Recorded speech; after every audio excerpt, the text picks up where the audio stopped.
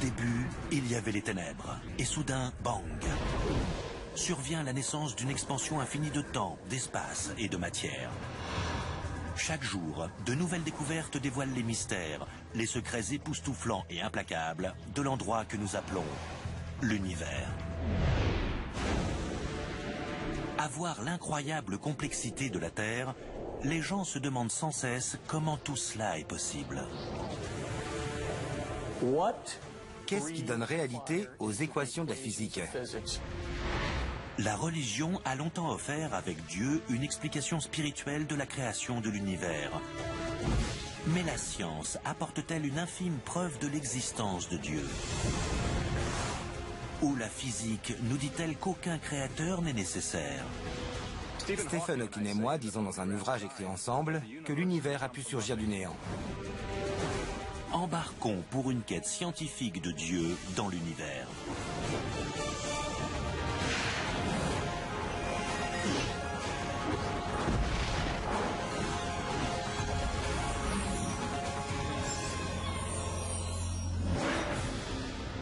L'univers est un endroit qui peut être très violent, où des galaxies entrent couramment en collision et des étoiles épuisées explosent. Mais c'est aussi un lieu qui a donné naissance à une chose absolument extraordinaire, du moins ici-bas, sur Terre. Des créatures conscientes, douées de raison. C'est bien sûr un mystère que l'univers existe de façon aussi intelligible. Mais cela me suggère qu'il y a un lien étroit entre l'univers, le grand ordre des choses et les créatures comme nous. D'une certaine manière, l'univers a pris conscience de lui-même. Il a initié l'émergence de créatures complexes, pensantes comme nous-mêmes, qui peuvent parvenir à connaître l'univers. Certains s'émerveillent du fait que l'univers a, au cours de milliards d'années, donné naissance à des êtres capables d'apprécier sa complexité. Nous pouvons même nous demander où et comment nous nous y intégrons. À l'aube de l'humanité, des peuples pensent détenir les réponses à ces profondes questions. Les anciens voyaient le monde comme une boule neigeuse. En gros, une terre plate, disons un disque, recouvert d'un dôme. Nous appelons ça un firmament. Et c'est dans ce firmament que sont suspendues les étoiles et les planètes. Presque tous les peuples anciens pensent que leur univers existe dans un dôme similaire. Et ils ne se demandent jamais qui l'a créé. Les anciens supposaient qu'il existait un dieu ou des dieux responsables de la création et de la bonne marche de l'univers. L'idée que Dieu a créé l'univers est quasiment incontestée jusqu'au Moyen-Âge, lorsque des scientifiques font une suggestion sacrilège basée sur leurs observations. C'est le Soleil, pas la Terre, qui est au centre de l'univers. C'était une révolution scientifique. Il y avait alors un autre moyen d'expliquer les phénomènes naturels, et c'était la science. Depuis le Moyen-Âge, des scientifiques ont élaboré de nouvelles théories sophistiquées sur l'immensité de l'univers et notre place en son sein. Théories qui le plus souvent occultent Dieu. De nombreux phénomènes apparaissent mystérieux, miraculeux ou magiques. Et grâce à la science, nous avons fini par les comprendre. Les scientifiques ont réalisé petit à petit que le Soleil n'est qu'une étoile parmi tant d'autres dans une galaxie gigantesque qui compte des centaines de milliards d'étoiles semblables. Et que tout cela a été créé à la suite d'un Big Bang survenu il y a 13,7 milliards d'années. Mais alors que les théories, les observations et les expériences des scientifiques nous disent que nous flottons dans le cosmos, elles ne répondent pas aux sempiternelles questions. Pourquoi sommes-nous là? Et qui, si tel est le cas, nous a créés? Alors certains scientifiques continuent à chercher ces réponses. Ils font une découverte extraordinaire. Un ordre remarquable et sous-jacent semble gouverner l'univers. Nous sommes éblouis par la beauté et la majesté de la nature qui nous entoure. Les arbres, le ciel, la beauté du crépuscule, c'est d'une majesté merveilleuse. Comment trouver un sens à tout cela ? Nous devons nous intéresser au-dessous de la nature, aux équations mathématiques qui la sous-tendent, qui forment une sorte de monde de l'ombre. Certains voient cela comme un code cosmique. Nonobstant le fait qu'ils croient en Dieu ou non, la plupart des scientifiques concèdent que le code cosmique semble exister.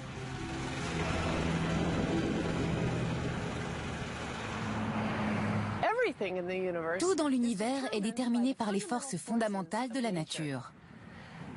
La puissance de ces forces est caractérisée par des nombres appelés constances fondamentales, des nombres si sensibles que s'ils variaient juste d'un iota, l'univers que nous connaissons n'existerait pas. Par exemple, si la vitesse d'expansion de l'univers avait, juste après le Big Bang, changé d'1 sur 1 trillion, 1 trillion c'est 1 suivi de 18 zéros, l'univers aurait continué à se développer, ou se serait effondré sur lui-même, et rien de tout ce que l'on voit n'existerait. Pour vous montrer à quel point le nombre 1 sur 1 trillion est infime, imaginez tous les grains de sable de cette plage. En fait, tous les grains de sable de toutes les plages du monde entier. Leur nombre doit avoisiner le trillion. Dans cette analogie, si tout ce sable représente la vitesse d'expansion de l'univers juste après le Big Bang, combien de grains de sable devrais-je ajouter ou enlever pour détruire l'univers ? Juste un grain. 1 sur 1 trillion. Voilà la précision exigée pour que nous existions sur cette planète.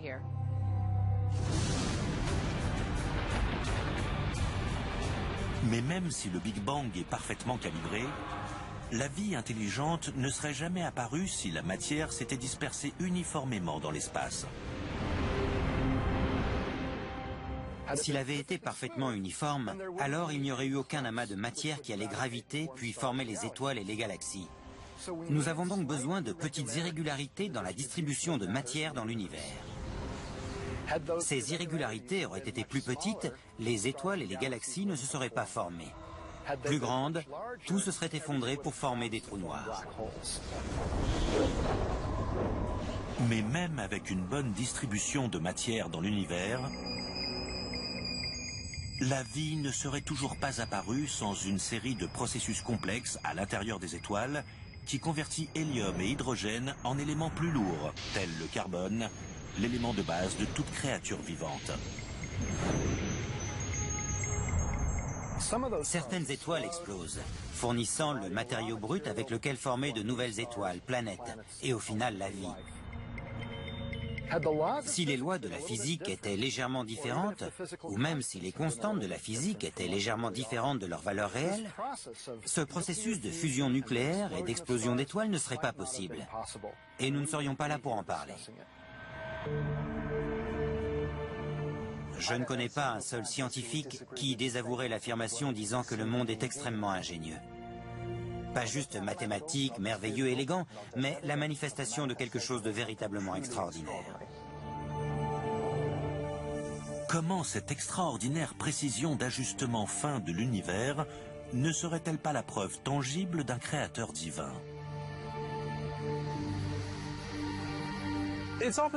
Je dis souvent que ces réglages délicats doivent être la preuve qu'une certaine engeance les a réalisés. La plupart des physiciens ne partagent pas cet avis. Quand on voit un phénomène se produisant avec précision en physique, ça signifie en général qu'un mécanisme que l'on ne comprend pas encore est à l'œuvre.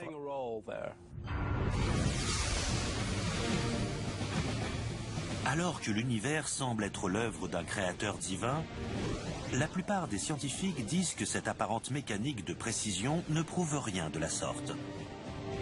Quelque chose d'autre doit être responsable. Mais quoi d'autre que Dieu expliquerait la remarquable série d'événements qui ont conduit à l'apparition de la vie dans notre univers ? Une candidate fort populaire est une idée qui paraît au moins aussi incroyable que l'existence de Dieu. C'est la théorie du multivers, des univers multiples. Un très grand nombre d'univers, peut-être même un nombre infini, pourrait en principe exister dans un vaste hyperespace. Nous pouvons comprendre l'idée de l'hyperespace en le comparant à une pinte de bière.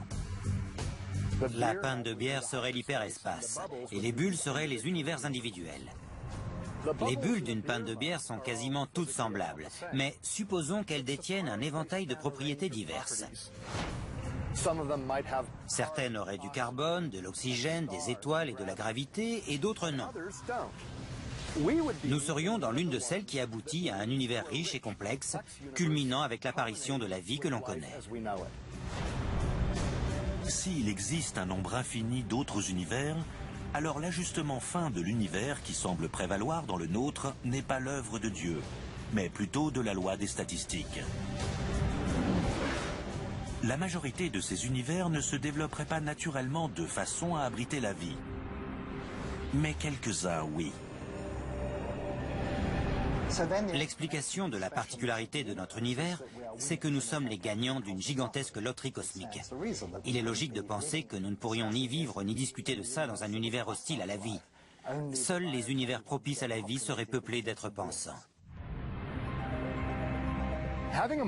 L'existence d'une multitude d'univers est en fait la conséquence simple et naturelle des modèles les plus prisés sur la naissance et l'évolution initiale de notre univers. C'est un peu comme les étoiles et les planètes. Tant qu'on a la capacité d'en faire un, il est facile d'en faire plein. Mais des théologiens disent que l'idée d'un nombre infini d'univers n'est pas plus probable que celle d'un créateur invisible, faisant en sorte que notre univers soit compatible avec la vie. Un multivers exige autant de foi que la foi en un Dieu omniscient. Il n'y a simplement aucune preuve de cela actuellement, et ce sera très difficile à prouver dans le futur. Le physicien Paul Davies a dit « Spéculer sur l'existence de billions d'univers juste pour expliquer le nôtre, c'est pousser l'excédent de bagages à des extrêmes cosmiques. »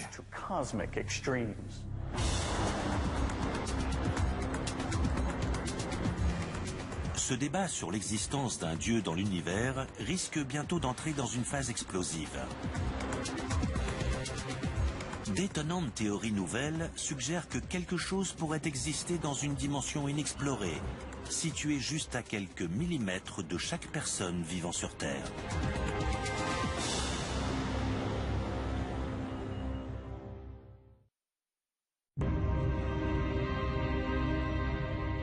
Alors que la recherche de Dieu dans l'univers s'intensifie, certains scientifiques travaillent au développement d'une théorie appelée le Saint Graal de la physique. Une théorie censée tout expliquer sur l'univers et son origine. C'est la théorie des cordes. La théorie des cordes, c'est la dernière tentative ambitieuse et privilégiée pour unifier les 4 interactions connues de la physique en une théorie du tout. Comme elle promet de répondre à quasiment toutes les questions de la physique, la théorie des cordes saura-t-elle nous dire si l'univers est l'œuvre d'un créateur tout-puissant ou des seules lois physiques ?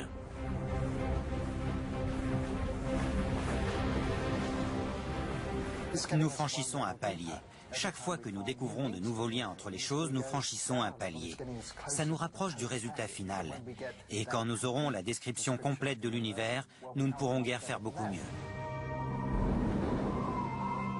Que la théorie des cordes nous mène ou non à Dieu, elle offre déjà des suggestions tentantes sur des dimensions inexplorées que les humains n'ont jamais détectées.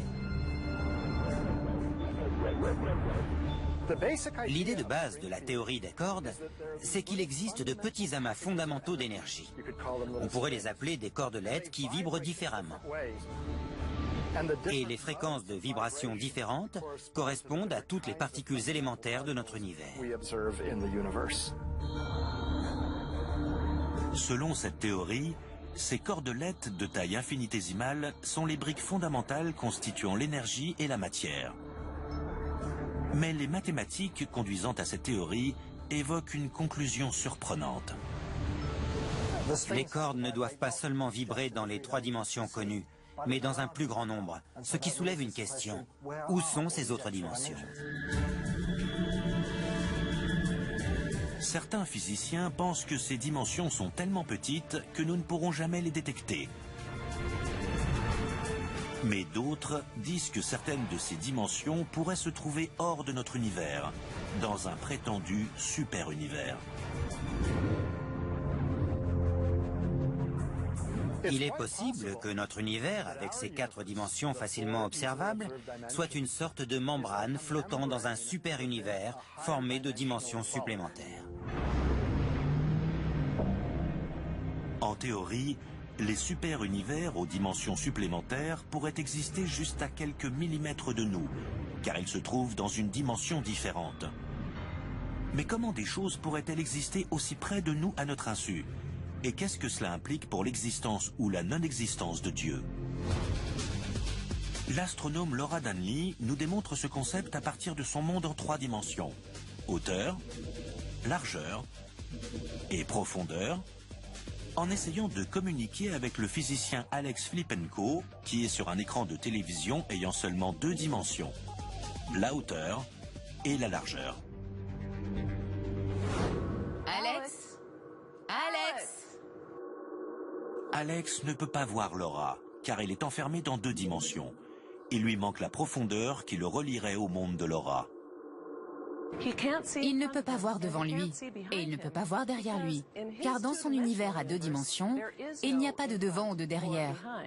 Pour ma part, je peux regarder derrière moi et voir Alex sur l'écran. Et elle peut aussi entendre ce que dit Alex. Si les lois physiques ne peuvent s'appliquer que dans un certain nombre de dimensions, alors nous ne pouvons pas physiquement voir, toucher ou ressentir une autre dimension perpendiculaire aux précédentes. Par exemple, supposons que l'univers, notre univers hypothétique, soit cet écran de télévision. On peut monter ou descendre, aller à gauche ou à droite, voire combiner ses mouvements. Mais on ne peut pas entrer ou sortir. On pourrait décrire cette dimension sur le plan mathématique, mais elle serait inaccessible sur le plan physique. Alex? Comme Alex, qui se trouve dans la même pièce que Laura sans pouvoir la voir ou l'entendre, il pourrait exister juste à côté de nous des dimensions cachées que nous ne pouvons détecter. Alors si Dieu ou d'autres créatures suprêmes existent dans un nombre de dimensions supplémentaires, ils pourraient nous voir et nous approcher sans que nous nous en doutions. On peut imaginer des créatures intelligentes qui existent dans des dimensions supplémentaires et dont nous percevons les effets dans notre univers sans toutefois réaliser que ces créatures affectent en fait nos vies. Je pense qu'actuellement, la science ne peut certainement pas rejeter cela. Je pense que ça reste quand même du domaine de la spéculation. La théorie des cordes prétend que notre univers s'étend dans d'autres dimensions, mais ne prétend pas que des formes de vie existent dans ces autres dimensions. Il n'y a pas de patriarche barbu là-dedans créant l'univers, ou tirant les ficelles.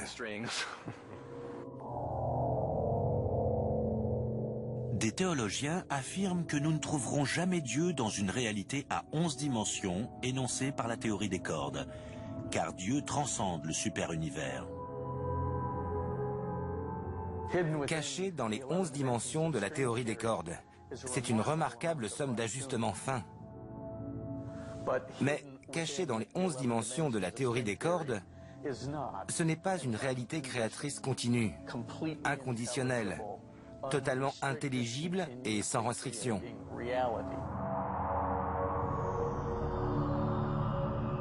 Toutefois, des scientifiques croient que si Dieu n'existe pas dans le super-univers, l'explication du Big Bang s'y trouve. Une hypothèse dit que le Big Bang se produit quand 2 de ces membranes parallèles entrent en collision dans un super-univers aux dimensions supplémentaires. Personnellement, je n'adhère pas à cette hypothèse, mais l'idée est intéressante. Mais comment la science peut-elle prouver ou réfuter ce qu'il se passe dans ces prétendues dimensions supplémentaires et savoir si elle confirme ou infirme l'existence d'un créateur, alors que nous sommes confinés dans notre monde à 3 dimensions? Une possibilité est de détecter les effets de ces autres dimensions en faisant interagir des particules capables de se déplacer dans ces autres dimensions. Afin de trouver de la matière qui se déplace dans des dimensions supplémentaires, des scientifiques ont conçu ces énormes accélérateurs qui envoient se heurter des particules subatomiques à des vitesses étourdissantes. Mais ces accélérateurs de particules accomplissent une autre chose étonnante. Une chose qui semblait impossible il y a quelques années. Ils permettent aux scientifiques de remonter le temps au plus près de la création de l'univers. Et peut-être, comme certains le suggèrent, d'apercevoir notre créateur.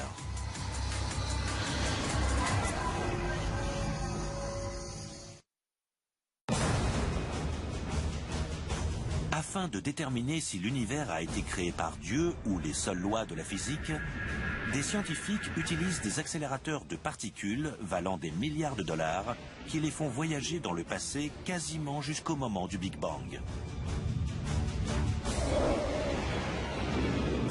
Pour accomplir cet exploit remarquable, des physiciens envoient des particules subatomiques dans des directions opposées dans d'immenses tubes circulaires. Quand ces particules avoisinent la vitesse de la lumière, les scientifiques les font entrer en collision.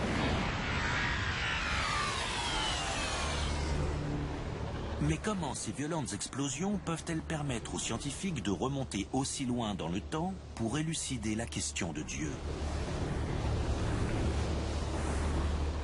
Les accélérateurs de particules nous emmènent au-delà du royaume de la théorie et nous donnent un accès direct à la physique qui a prévalu à la première fraction de seconde suivant le Big Bang. Les collisions à haute énergie entre particules élémentaires qui ont lieu dans ces expériences dégagent assez d'énergie pour recréer pendant un moment les conditions du tout début de l'univers. Et nous pouvons étudier ce moment de création à l'aide des lois physiques. L'énorme quantité d'énergie émanant de ces collisions est une version microscopique des conditions d'inflation qui existent juste après le Big Bang.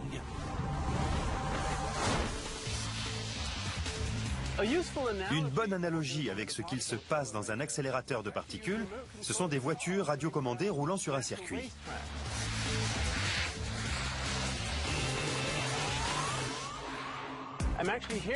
Je suis sur un circuit avec un spécialiste, Dan Smelzer, qui va me montrer comment manier la télécommande pour diriger ces voitures. Dan, à quelle vitesse vont ces voitures? Elles vont à 40 km/h. Et pour des voitures réelles, ça ferait du 250 km/h. C'est parfait pour notre démonstration. Car ces petits objets, ces voitures qui roulent à grande vitesse sur le circuit, c'est exactement ce qui se passe dans un accélérateur de particules où des particules fondamentales sont propulsées dans un parcours circulaire à une vitesse incroyable, presque la vitesse de la lumière, à l'aide de puissants électroaimants. Nous voulons en fait que les voitures jouent le rôle de ces particules qui filent dans l'accélérateur. Alors maintenant, nous allons faire prendre de la vitesse à ces voitures, et ce qui serait bien, c'est de les faire entrer en collision. C'est possible? C'est possible, mais ça va faire de la casse. Que va-t-il se passer? Elles vont voler en éclats. Bien, allons-y.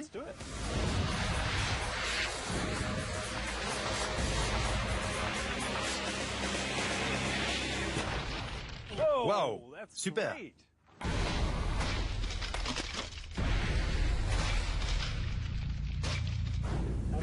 Il y a des débris partout, allons voir. C'est génial. Waouh. On a plein de débris. Beaucoup de débris, oui. L'énergie créée par cette collision fracasse aussitôt les voitures en 1000 morceaux. Lorsque cette explosion est amplifiée de façon exponentielle dans un accélérateur de particules, elle dégage tellement d'énergie que durant une fraction de seconde, les conditions autour de la collision ressemblent à celles qui existaient juste après la création de l'univers. Et les scientifiques peuvent peut-être voir la main de Dieu initier cette création. Nous avons un aperçu de l'univers à son tout début. Nous avons un aperçu de la création. Nous pouvons voir comment l'univers est devenu ce qu'il est maintenant grâce aux lois physiques qui étaient à l'œuvre il y a des milliards d'années. C'est comme si nous revenions à l'usine de la création en recréant un petit bout d'univers dans l'expérience, ce qui nous permettrait d'observer le moment de la création et de constater que les lois physiques nous apprennent ce qu'il s'est réellement passé. De la même manière que nous observons le résultat de la collision et que grâce aux lois physiques, nous pouvons déterminer comment les voitures sont entrées en collision et de quelle matière elles étaient constituées.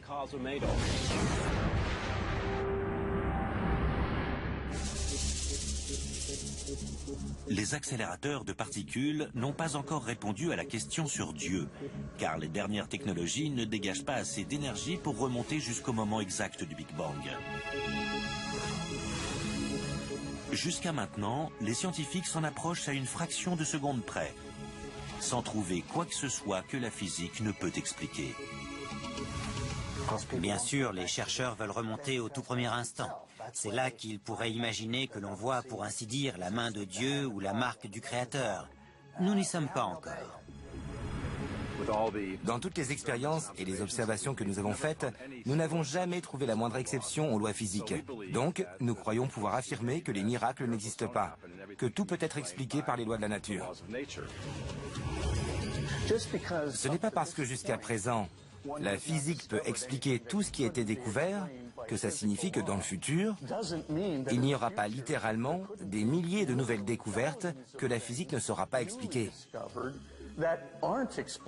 Et pourquoi cela? Parce que la science elle-même doit toujours rester ouverte à de nouvelles découvertes.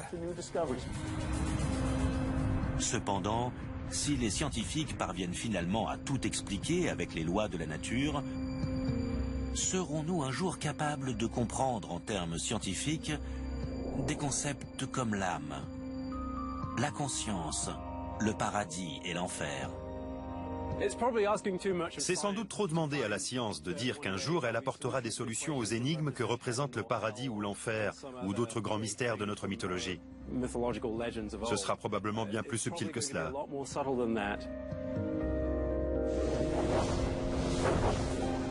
Les physiciens espèrent finalement trouver l'explication scientifique complète sur la façon dont l'univers a été créé. Mais ils disent qu'il n'est peut-être pas à leur portée de déterminer si c'est Dieu ou non qui est à l'origine des lois scientifiques. À moins que notre éventuel créateur nous ait laissé un message dans le code cosmique de l'univers lorsqu'il l'a programmé. Des indices sur l'architecte de ce programme cosmique sont-ils dissimulés dans ce programme, dans tous ces 1 et ces 0, comme une marque de fabrique estampillée sur l'architecture de l'univers à sa sortie?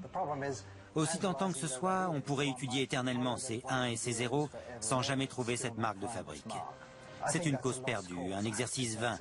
Mais, dans un certain sens, l'univers est mathématique. Et quand nous explorons ce royaume mathématique, nous avons en quelque sorte un aperçu de l'esprit de Dieu. Nous ne faisons qu'explorer à un niveau sous-jacent l'ordre de la nature. Mais l'un des scientifiques les plus réputés au monde ébranle la planète quand il déclare qu'il a exploré l'ordre caché de la nature et découvert la preuve mathématique que Dieu n'a pas besoin d'exister.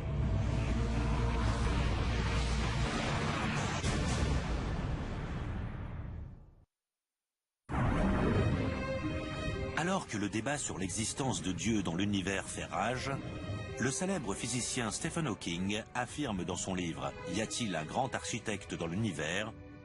que d'après les derniers calculs de la théorie quantique, l'univers n'a jamais eu besoin de Dieu pour exister.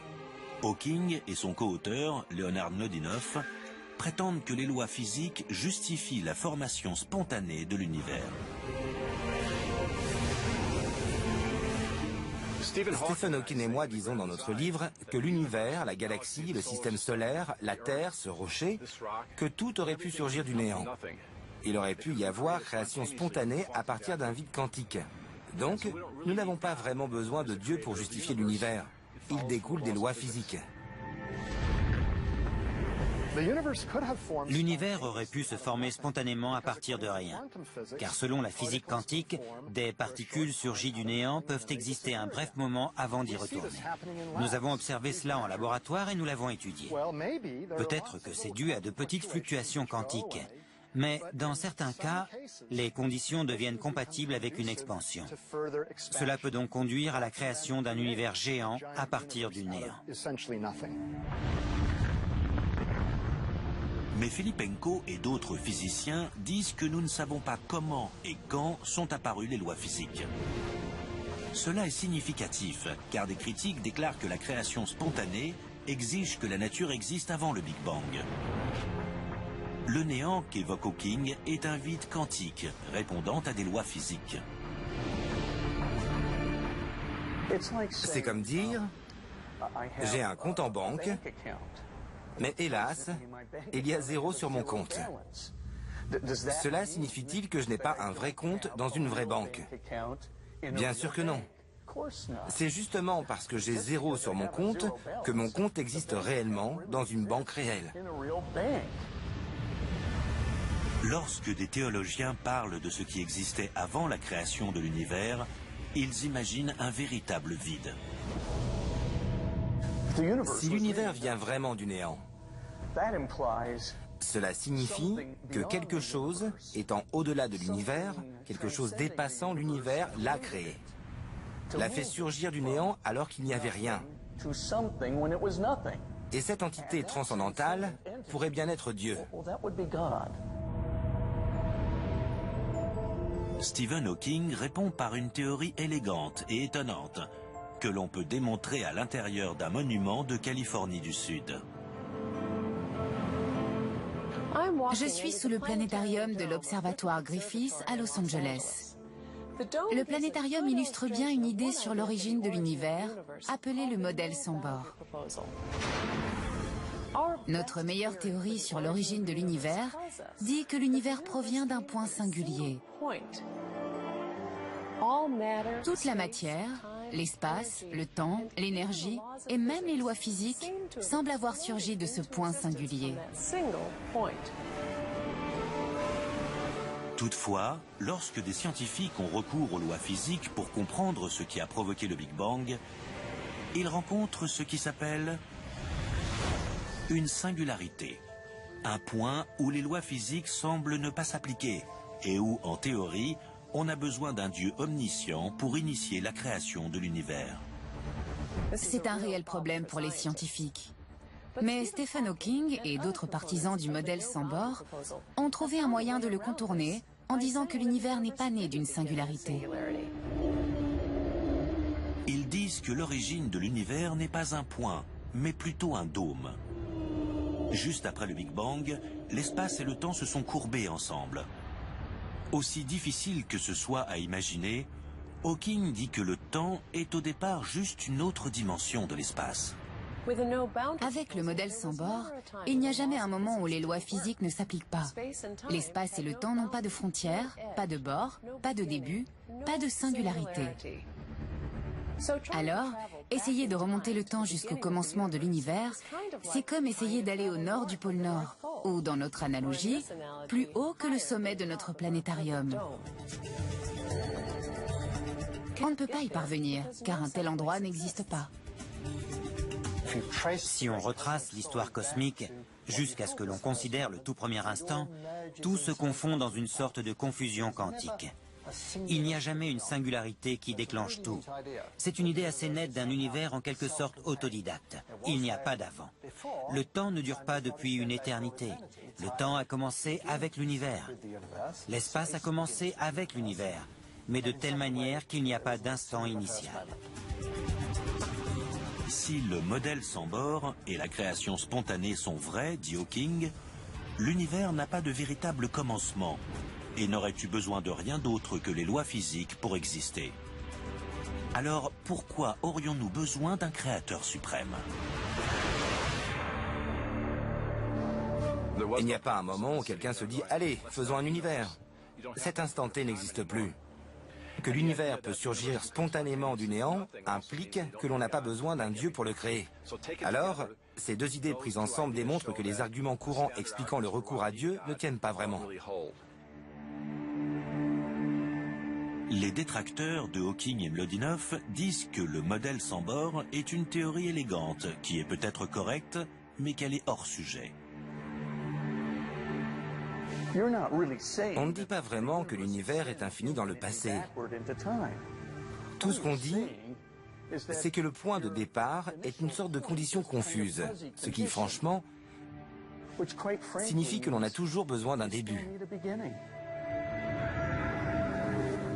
Pour contrer Hawking et défendre l'idée de Dieu, beaucoup de théologiens citent le théorème de Guth, Borde et Vilenkin. Formulé par trois éminents physiciens, il énonce que tout univers en expansion doit avoir un commencement. Cela est exact, disent-ils, même si cet univers fait partie d'un multivers, aussi longtemps que tous les univers le composant sont aussi en expansion. Ce qu'ils ont montré, c'est que chaque modèle d'univers en expansion devait avoir un commencement dans le passé. Et même si ce commencement indique seulement une transition vers de nouvelles lois physiques, cette condition doit elle aussi avoir un commencement dans le passé. Finalement, il doit y avoir un commencement, avant lequel l'univers n'existait pas, ce qui implique qu'il a été créé par une sorte de force transcendantale. Dans ce débat, chaque camp cite sa propre preuve mathématique compliquée pour un possible début et un possible créateur. Alors, quelle équation est la bonne? Stephen Hawking exprime très bien cela. Nous avons en l'occurrence tous ces modèles mathématiques de mondes possibles. Qu'est-ce qui donne la vie à un ensemble d'équations et crée un univers pour qu'elle le gouverne?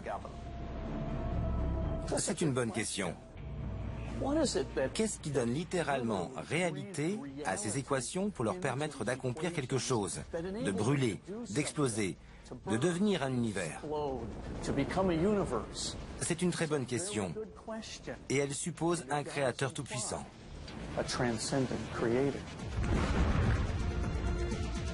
Ce débat, pour savoir si l'univers est l'œuvre d'un créateur omniscient ou résulte des seules lois physiques, fera rage jusqu'à ce que nous trouvions des preuves en faveur d'une thèse ou de l'autre.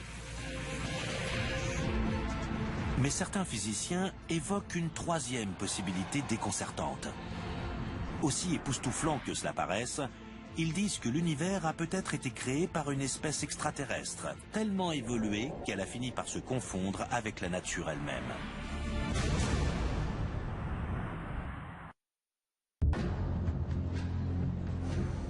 Alors que des physiciens cherchent des réponses aux questions fondamentales sur l'origine de l'univers et le rôle que Dieu a peut-être joué dans sa création, certains se demandent dans quelle mesure cette quête changerait si nous entrions en contact avec une civilisation extraterrestre avancée. Il n'y a aucun doute dans mon esprit. Si nous découvrons l'existence d'autres créatures intelligentes dans l'univers, ce serait la plus grande découverte scientifique de tous les temps. Mais cela aurait forcément un impact sur les religions, car elles se réfèrent à l'être humain, une seule espèce, et à la Terre, une seule planète. Ce qui est logique, parce que les religions sont nées à une époque où on ne connaissait rien d'autre. Mais des extraterrestres intelligents créeraient-ils un dieu ou un ensemble de dieux différents? Ou auraient-ils une telle connaissance scientifique qu'ils auraient prouvé qu'une conscience divine n'existe pas? Je ne crois pas qu'il faille s'attendre à des surprises de la part d'une culture extraterrestre intelligente et évoluée, car je crois qu'elle aurait le même désir subliminal que nous autres. Je ne crois pas que rencontrer des aliens, s'ils existent, nous éclairera davantage sur Dieu. Nous avons déjà plus ou moins connu ça quand le Vieux Monde a rencontré le Nouveau Monde. Les habitants du Nouveau Monde vénéraient certains dieux, qui étaient différents de ceux du Vieux Monde. Chaque fois que nous rencontrons une nouvelle culture, nous apprenons des choses nouvelles sur cette culture, et la façon dont elle perçoit et décrit les dieux.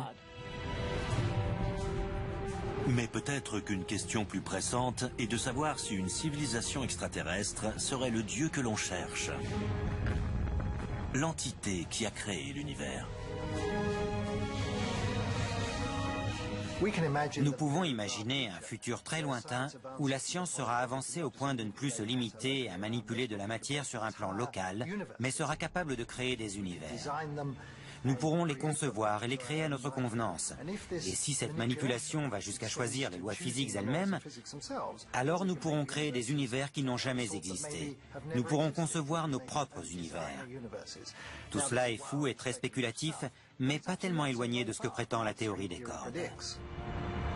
Peut-être serons-nous un jour capables de créer un nouvel univers, presque comme si c'était un projet de physicien. Des scientifiques pourraient finalement concentrer assez d'énergie sur une partie microscopique de l'espace pour générer un trou noir dans notre univers, tandis qu'à l'autre bout, un Big Bang créerait un autre univers. Il n'y a qu'un pas entre cette hypothèse et spéculer sur le fait que notre univers est peut-être l'œuvre d'une intelligence supérieure qui existe dans un autre univers. Si cette spéculation s'avère véridique, elle fera écho à l'ancien enseignement hindouiste disant qu'il existe un nombre infini d'univers, chacun ayant un dieu différent et songeant à sa propre destinée cosmique.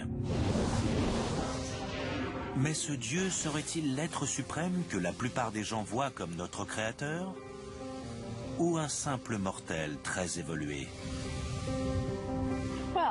Une mère fait un enfant, et cela ne signifie pas que la mère est Dieu pour cet enfant.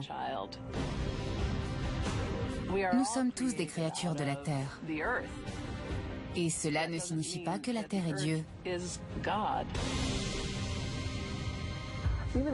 Même si l'on avait de multiples dieux, ayant envisagé de multiples univers, on aurait toujours logiquement besoin d'un super dieu qui aurait envisagé l'existence de tous les autres dieux, ainsi que de tous les univers qu'ils ont envisagés.